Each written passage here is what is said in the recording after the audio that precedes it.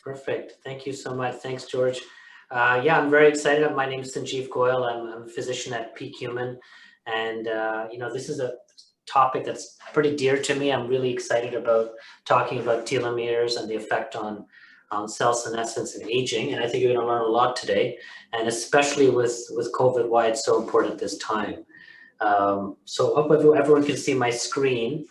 And I just want to first of all mention that I don't have any conflict of interest. I'm not being paid by TA65 for doing this presentation. Though a lot of the slides I have to credit Dr.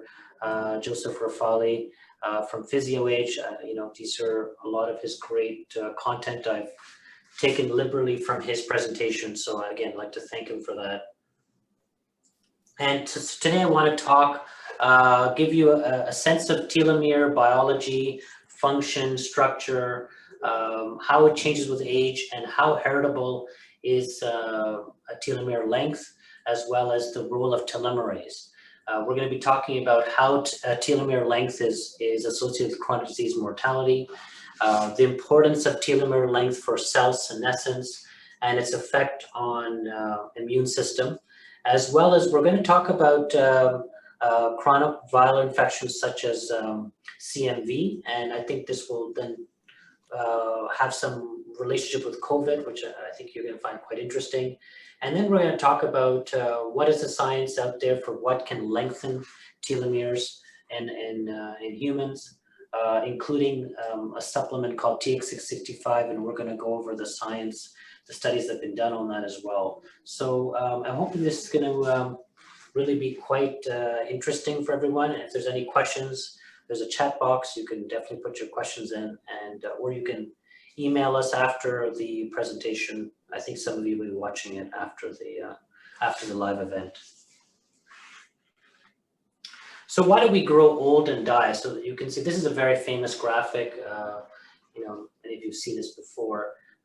We now have some understanding of why people grow old and why does aging happen. And scientists have been working on this for quite some time, and we're getting a good understanding. But the question a lot of people ask is, should we even stop it, or should we be reversing it? And some of these are philosophical kind of questions. But I want to put to you that the number one risk factor for death or getting to disease, like a chronic disease, is aging. So, for example, the risk of Alzheimer's is 100-fold higher in your 70s than it is when you're 20. So aging, I want you to consider, is an actual disease, and we should think of it like that. So I'd like you to maybe suspend any judgment you have about whether or not we should be stopping or reversing aging, and just bear with me on this presentation, and you can see how we can. It looks like we can have some impact on aging. So we think normally of the body as being in homeostasis, so the balance is, and that's called health. And as when an external factor comes in, like infection or environmental stress or some internal stress, that can push us into out of balance, or we call disease right over here. If normally the body will try to bring us back into balance, and that brings us back into health. But as aging is happening, that is shifting the ability of our body to come back into balance. And so as we're getting older, the immune system is getting in effect weaker or not as robust, and it's having difficulty bringing you back into homeostasis. So that's how aging is happening. It's basically making it more easy for disease to happen. And this basically, I put this up here just so that you can understand that our understanding of aging is that it's primarily a problem of inflammation in the body. And just living and breathing and eating causes reactions in our body, and those reactions cause free radicals and inflammation. So we can't get away from inflammation. What we can do is try to reduce the amount of inflammation that's happening in the body, and that has been linked to aging and longevity. This slide is here really to talk about that. We're going to have some discussion about viruses, including COVID. It's been quite a year with our understanding of COVID, and we now understand that the immune system has a major impact about how we respond to COVID, and whether or not we're going to suffer from a severe case of COVID versus a mild case of COVID. And a lot of that's related to our immune system and indirectly through aging. So what are the risk factors that we know for COVID right now? Well, the number one thing is age. And, you probably have heard that, people over 70 or 80 are at, probably tenfold risk compared to somebody who's younger of having a severe case or dying from it. If you have a chronic disease such as hypertension, diabetes, heart disease, kidney disease, or COPD, you're at much higher risk. Males are at higher risk, smokers. If you're obese, you're at higher risk. And if you're non-Caucasian, such as Black or Hispanic, you're also at higher risk. And we're going to be talking about there's underlying reason for why people might be at higher risk. Okay. So let's jump right into telomeres, because telomeres are is one of the hallmarks of aging. So I have a slide here. Actually, I just want to bring it a little closer. So let me just do that really quick. It's this one right here.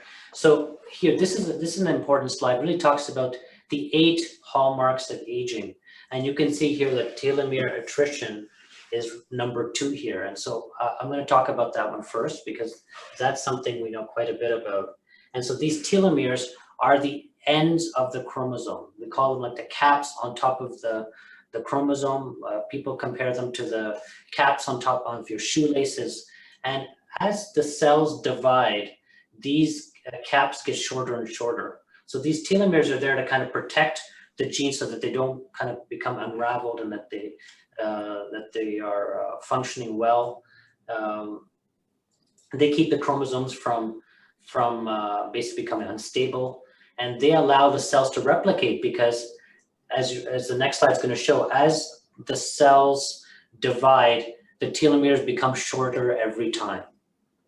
So these telomeres protect the cells from, they protect the DNA basically from mutating, from going into what we call senescence, and from dying, the cells from dying. So, one of the first things we understood was that there's a limit to how many times a cell can divide, and that's called the Hayflick limit.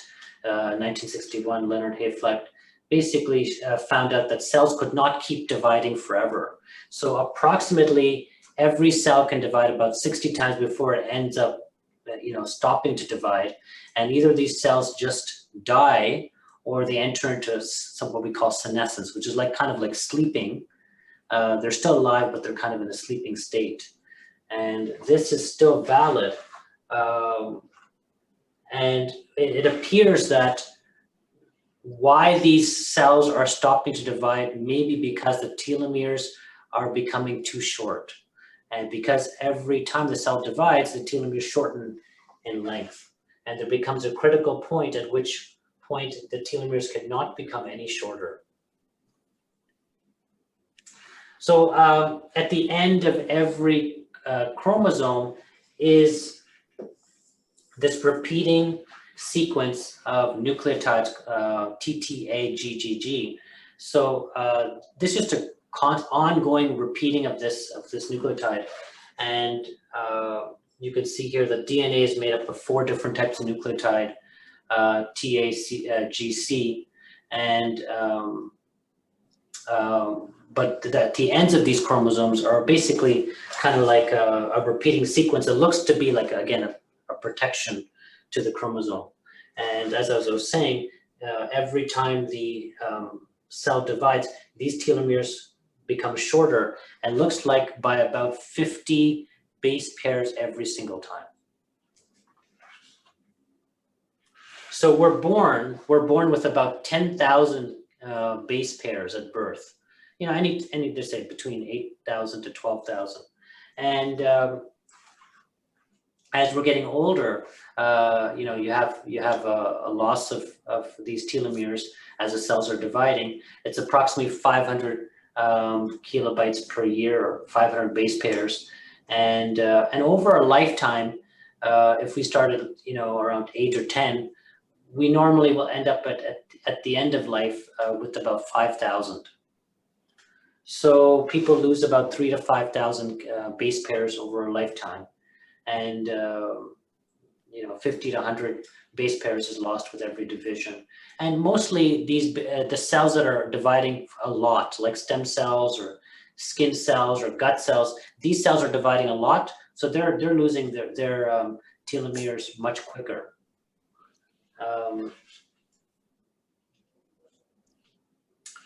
The body has a way to repair, and that's a really critical piece. So yes, there is some loss happening every cell division, but that's because the repair is not fast enough to basically take care of the loss. So and that's really the role of an enzyme called telomerase. So telomerase basically goes on and is able to add base pairs to the end of the chromosome.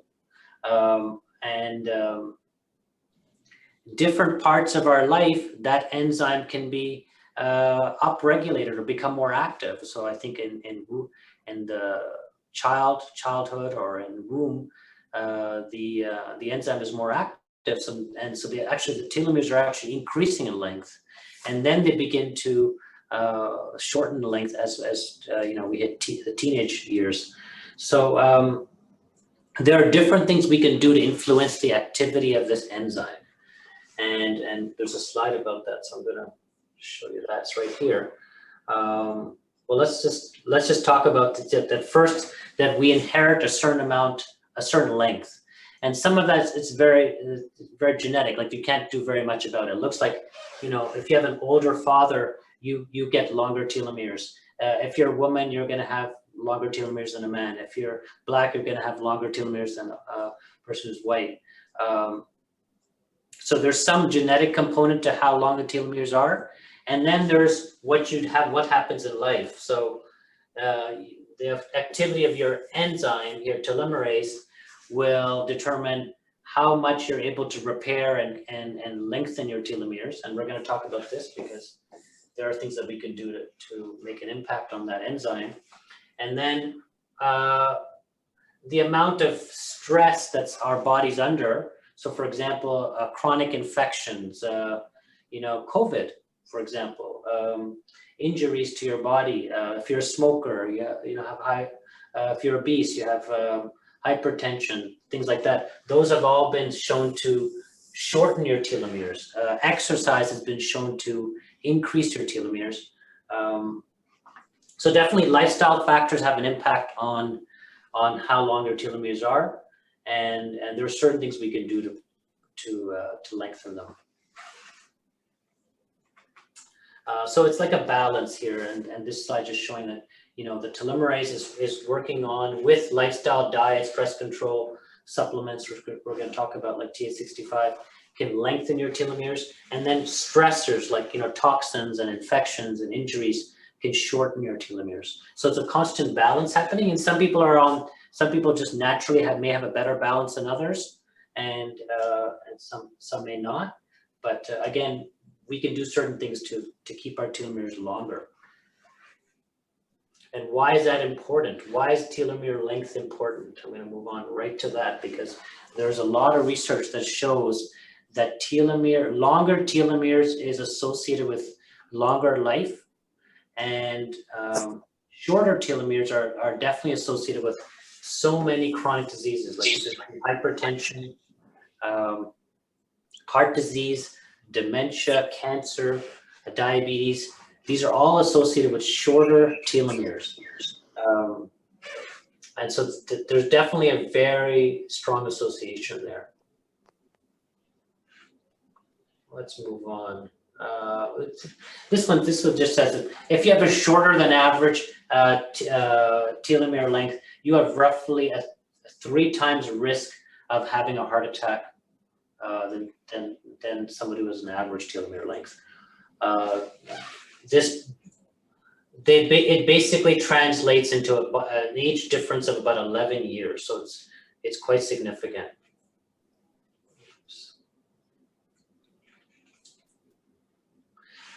This just basically shows that they've looked at multiple studies which have shown again that telomere length is associated with the longer the telomere length associated with lower risk of heart disease. And that's independent of other risk factors. Not like, for someone, they've controlled for smoking, and they've controlled for age, and they've controlled for heart disease and cholesterol and so on and so forth. So it's independent. This study looked at, they looked at our large, 64,000 individuals in Copenhagen.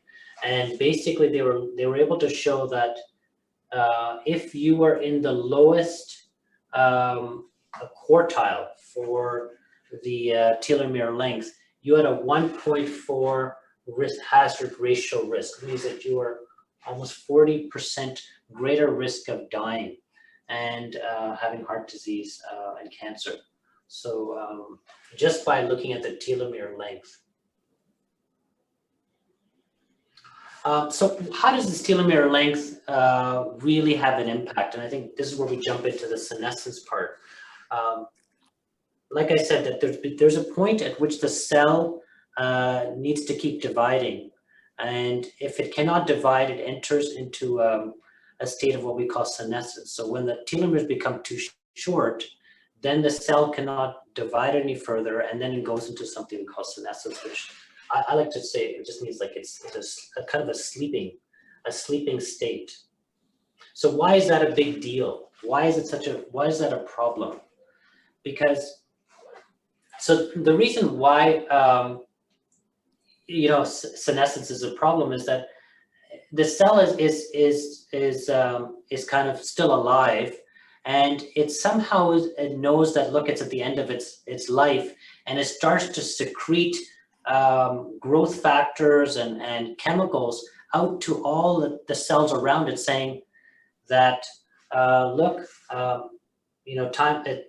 things are ending here. The situation is not very good. It's sending inflammatory markers all around all the cells around it. So it's sending signals to all the cells around it, saying, look,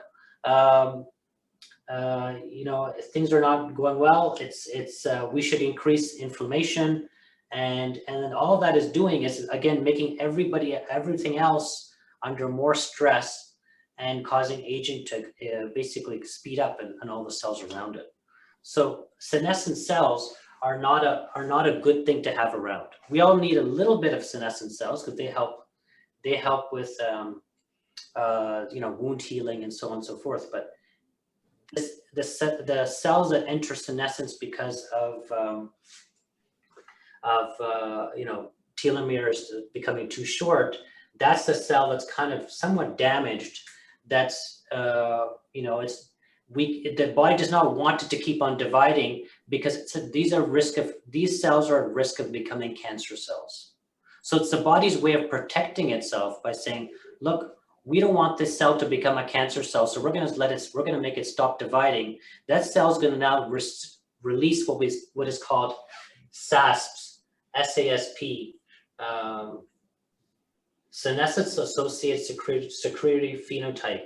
So there's a slide on that, but basically it's a type of chemicals that are just sending the body that, look, we need to increase inflammation, and then that's increasing aging. So that's how we think that chronic disease is happening and death is happening, because of these increased senescent cells. So that's how it ties back to telomeres. When we have, the body has the immune system has a way of dealing with infection or injury. And when the body's under good, like a young kind of immune system, the T cell, which is one of the immune cells, can come in and right away deal with that infection and get rid of it, and it'll come back to normal. The immune cells will come right back to normal. But as we get older, what ends up happening is that there's a chronic irritation of the immune system.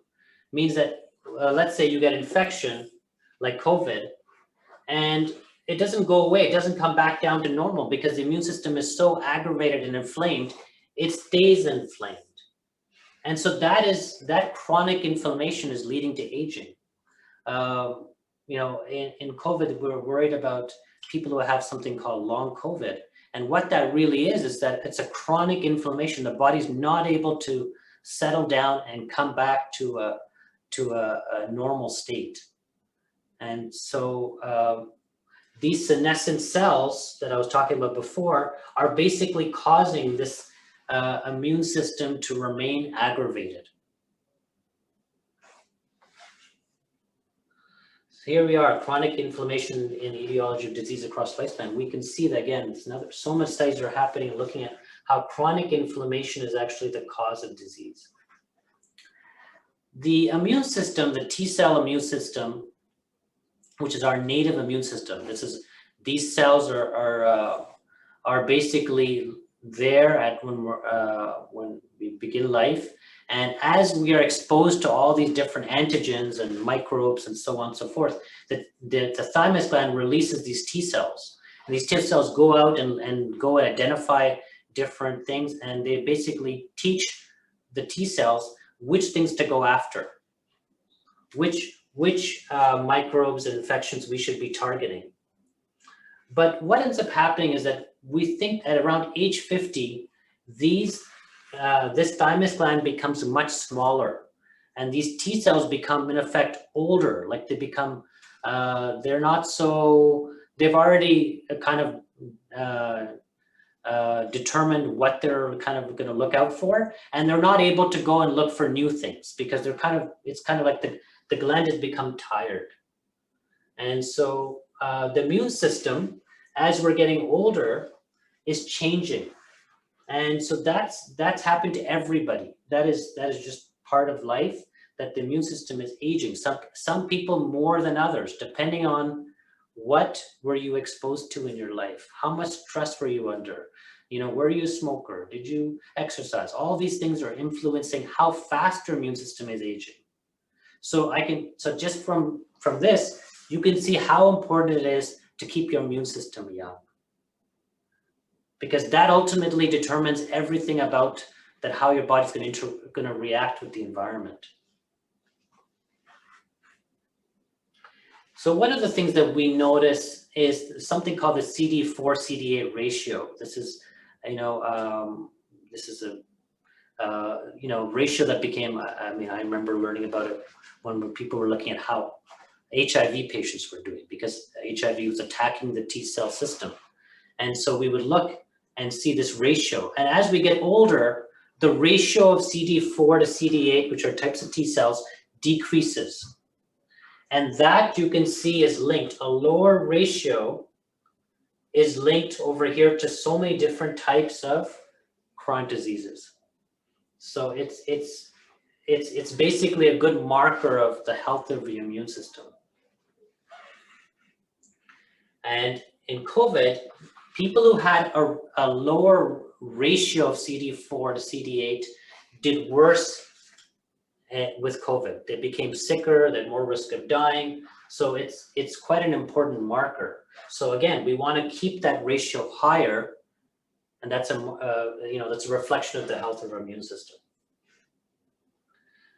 Again, another slide talking about that. Yeah, declining ratio associated with aging is an indicator of the health of the immune system, and is seen more in people who are older and have obesity, and people who had lower ratios had an increased risk of death. So it's pretty clear what's going on here. Sometimes we hear older people have less reaction to the vaccine. Why is that happening? Because their immune system is not able to mount a response, because their immune system is older, so they're unable to mount a response, and so the vaccine's not working. That's why they may need a booster. So why does this happen? Again, the immune system is basically not able to keep on, after so much stimulation. After so much stimulation, the immune system is not able to keep on acting strong anymore, because it's kind of in effect wearing out. And these cells don't die. They enter what we call senescence, and they release all these inflammatory cytokines, which send a signal to the body that we're getting older and inflammation will be increasing. There are some other markers, and I want to mention this one because it's important later on when we talk about a study, a marker called CD28. So it's again another marker on the T cell, and what ends up happening is that as we get older, the CD28 decreases. And so just keep that in mind, because later on we're going to talk about the CD28 marker specifically. So you can see here, as we have, when we're younger and we have naive T cells which have not been exposed to infection or stressors in our life, we all have CD28 positive T cells, and we have long telomeres. Now, as we get exposed to life and infections and things go on in our life, we end up losing the CD28. This becomes negative. We start losing the CD28 marker, and we gain the CD95 marker. So there becomes a shift.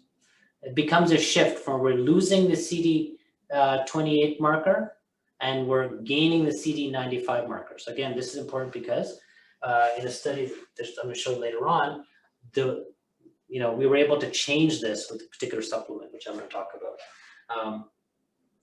But you can see here is that this is the marker of the inflammation of the immune system and the immune system getting older.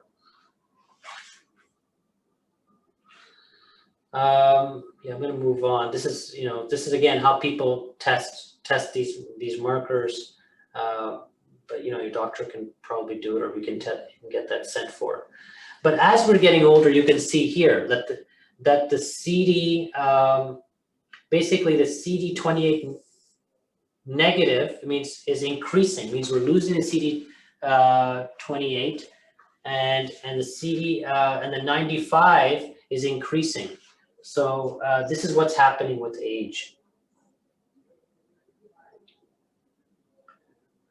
And so, basically this cell senescence is tied to so many different things. Chronic inflammation, the mitochondria not working well, DNA damage. It's such an important marker that so many people are looking now at how can we get rid of these senescent cells. So many of these supplements like resveratrol and quercetin and fisetin, all these things, these molecules are looking at how can we get rid of these senescent cells. What I'm going to suggest to you is that one really interesting way of doing this would be to increase telomere length so that senescent cells don't even develop in the first place. And that's what I think is really exciting about the supplement TA65. So as I mentioned before, these senescent cells are secreting what we call SASP. And this SASP has some useful things, like it helps heal wounds, and it's telling your immune system to get active. But too much SASP can lead to cancer, chronic inflammation, aging. It's not a good thing either. So it's always a fine balance. But as we're getting older, more and more SASP is being created, which is causing aging. Let's move on. And like I said, that the senescence has been linked to so many different chronic diseases, glaucoma, heart disease, liver cirrhosis, diabetes, arthritis, and so on and so forth. So senescence is a hallmark of aging. Let's move on here. So let's talk about a very particular interesting virus, which I learned a lot by even doing this presentation, I was not even so aware. We're not really taught so much about this virus called CMV in medical school. It's really quite interesting. So this virus, which is one of the herpes virus, is from the herpes family of virus, is very, very common. It means that almost everybody, by the time, let's say at the end of life, they say about 80% of people will end up being exposed to CMV in their life. And you don't even know that you get it. Like, it's mostly asymptomatic. You would not know that you have that, got that infection with that type of virus. And it's, you know, similar to Epstein-Barr virus, or if we look at, you know, some people like cold sores, that's herpes simplex 2. That's these, you know, people don't normally feel these viruses. They're, you know, they're just living in our body. You know, CMV can sometimes cause mono, 10% of cases of mono, but it basically is staying inside your white blood cells, and it's just staying there, not doing anything. Sometimes it's releasing some virus that goes spread to somebody else, and 30% of kids by age 10 will have this virus, and people convert approximately 1% per year. So as I was saying, by 80 years, 90% of people have been exposed to this virus. Why is this important? Because it looks like it has an effect on the immune system. And so what it's showing is that it has effect on the number of naive T cells. These T cells, again, which are the young T cells, which are ready to fight infections and do things. It basically is lowering those amount of T cells. So people who have been affected by this virus have much lower amounts of those young T cells called CD8. CD8 and C28, CD28.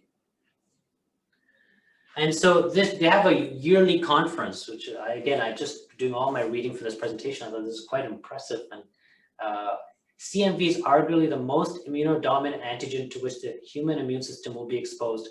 And after infection, the host must maintain a very large memory of T cell compartments to suppress viral replication. What it's saying here is that, so these doctors are every year getting together. They do a conference on the effect of CMV on aging and the immune system. And what they're basically saying is the immune system is spending a lot of effort to deal with CMV infections. It's chronically stimulating the immune system, and in effect making this immune system older. So it's really quite astounding that this is happening, and it might be a major impact on aging. We just don't know, because most people end up with it by the time you're older. So we don't really understand how much of aging may be caused by the CMV virus. So what there is again, there's something called the immune risk profile. This is when somebody has that CD4 CD8 ratio less than 1, which I told you, those people are at high risk for disease, right? Those are people who are high risk of having a bad COVID infection. So we call those people having a high immune risk profile. Those people tend to be CMV positive. They tend to have less CD28, and they have increased risk of dying at the 2-year, 4-year, and 6-year mark. What's interesting is that in people who end up living to 100 years old, they somehow, even if they tend to they don't tend to lose their CD28 like everyone else. And even if they are CMV positive, they somehow don't act like they've been infected with CMV, like it hasn't affected their immune system. So there's something, there might be something that some people's bodies are able to do, even if they get infected with CMV, or they're able to keep their immune system younger, and that's really impacting whether or not how long they're going to live. So let's go back here to talk about what can we do to keep our telomeres longer, because we now know from what I just mentioned that telomere length directly impacts whether or not a cell will become senescent, and that is a reflection of the immune system of the person. The more senescent cells we have, the older the immune system is. So we want to go back to the beginning and figure out, how do we keep those telomeres longer so that the cells don't have to go into senescence and they can keep on dividing as they need to. So like I mentioned, we have a lot of lifestyle things that can be done.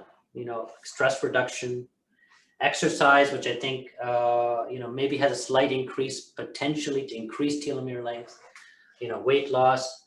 Here's avoidance of CMV. So just not even being exposed to CMV has a chance of keeping your telomeres longer. Diet, low fat intake, omega-3, antioxidants, vitamin D. It's very clear that around, you know, 50 for women and maybe a little less so for men, that the changes in menopause have a major impact on the speed of aging. That's for whatever reason, when women lose estrogen, that basically causes the telomeres to start shortening quicker. And you can see here, HRT increases telomere activation. And the telomerase is that enzyme that lengthens the telomeres. What it's saying is that if we give people the hormone replacement therapy, we can actually help them increase their telomere length. And there's a very big study which showed here that growth hormone probably has impact on telomeres as well. There was a famous study which showed that it actually slowed down aging. And then this supplement, which is called TA65, comes from an extract of astragalus, which is ancient Chinese herb. And I'm going to be talking about that, which has been shown to lengthen telomeres. So very few things have been shown to lengthen. Things have been shown to perhaps slow down the rate of telomere loss. The only thing I think is, again, potentially a little bit, exercise may potentially increase it a little bit. And we're talking about, some pretty substantial exercise. And hyperbaric oxygen therapy, which there was a trial just came out last year, which showed people who got hyperbaric, I think pretty much daily for 3 months, had a slight increase in telomere length. But really, TA65 seems to be the only thing that I've seen out there that can actually lengthen telomere length. And we're going to take you through some of those studies. Let's see here. So it comes from this astragalus plant. And, oops, 1 second, sorry about that. Let's go back here.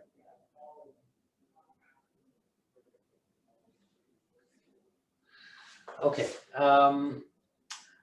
So I'm going to move right to the study. I mean, the TA65 has been around for over 10 years, and there's been a number of studies in the past, but I think the most recent study is the one that's really interesting.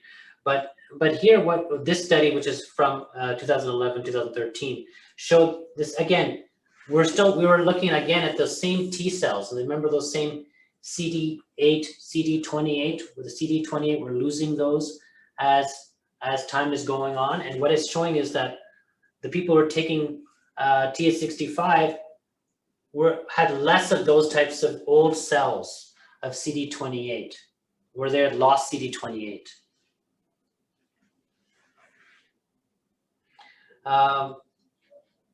People, at this stage, these were not randomized trials. This was not a randomized trial, but people were reporting that they were feeling better. There was a lot of symptomatic improvement. People are noticing improvement in eyesight, improvement in skin. Their blood biomarkers were improved. Their T cell profile was improved, and the telomere length was increasing. I want to move on. This is the one I want to really talk. This is the first study that actually was a randomized double-blind placebo-controlled trial, and they looked at 97 people, and they basically were able to show that after 1 year, people's telomeres increased by 533 base pairs. So that's, if I want to come back to what we talked about, is the number of telomeres, base pairs we lose per year. We lose approximately about 100 base pairs per year. Here, these people actually gained 500 in 1 year. And again, this is a placebo-controlled, double-blind, randomized trial. So clearly, these are all significant, statistically significant values. This was done in 2016. So this is very interesting. It's basically saying, yes, the supplement is increasing telomere length. But I was always a little bit like, okay, yes, telomere length is increasing. We know longer telomeres are helpful.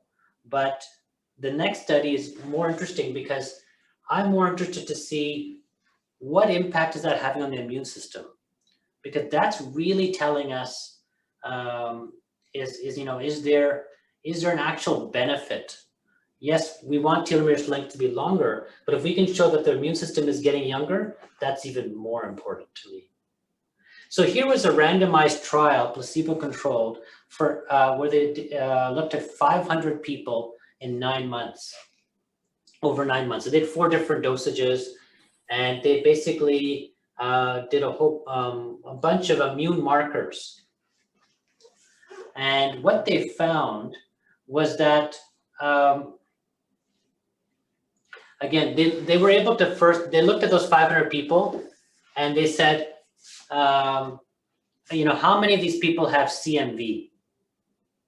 And what they found was that the people who have CMV had already more sleeping or older T cells at the beginning of the study. And it's quite a bit. Like, we're talking like, the difference here is 220 to 65. Like, I mean, this is a pretty huge difference between a CMV patient and a non-CMV patient at the beginning of the trial. And what the trial showed is that in people who were CMV positive, so had CMV positive only right here, and those were all comers, the trial basically showed that the number of the senescent cells decreased significantly. Like, again, p-value 0.003, 0.002. These are very significant results showing that the number of senescent or old immune cells decreased significantly in both the CMV group and in those and in all the patients. I mean, CMV positive or non-CMV positive. And here's the CMV patients that the naive T cells, which are the ones that are the young T cells that we want to have more of, and you can see that that they went up here. They went up from 89 to 97, and so that's a really good sign. Again, this is a significant value. So this happened in the CMV positive patients, and then in the CMV negative patients, we had the exact same thing happen, where they started with 95 of the healthy young immune cells, and they ended up brought up to 107. So, it went in the right direction for both of them, and so it really provides a lot of positive reassurance that this is not just some false positive result. Again, they looked at the natural killer cells. And again, we don't want to have so many of these types of cells, because that's a sign of an old system. And they significantly decreased in CMV positive patients. And again, very significant. Similar to the 2011 study, but again, this study was placebo randomized trial. Again, this, TS65 has been around for since 2007. There's over 10,000 people using TS65. There's been no reports of any adverse effects, and I personally have been using it for a few years, and I've been recommending it to my patients. So how does this now relate back to SARS? So, CMV is a type of virus. SARS is another type of virus, which it seems to have some long-term ongoing immune system activation happening. If lengthening the telomere with something like TS65 can impact how the CMV immune system is, then it's very likely that we could be seeing impact with somebody infected with COVID-19 by lengthening their telomeres by taking TS65. It kind of makes sense because there are studies out there that show that those who have shorter telomeres end up doing worse with COVID-19. And after COVID-19, you end up with shorter telomeres than those who did not have the COVID-19. So we know that somehow the telomere length and the infection are related.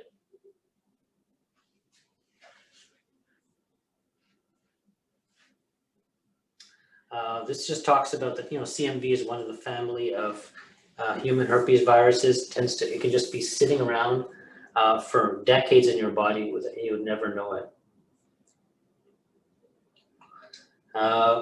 Again, like I was saying, that the CMV infection causes your telomeres to shorten.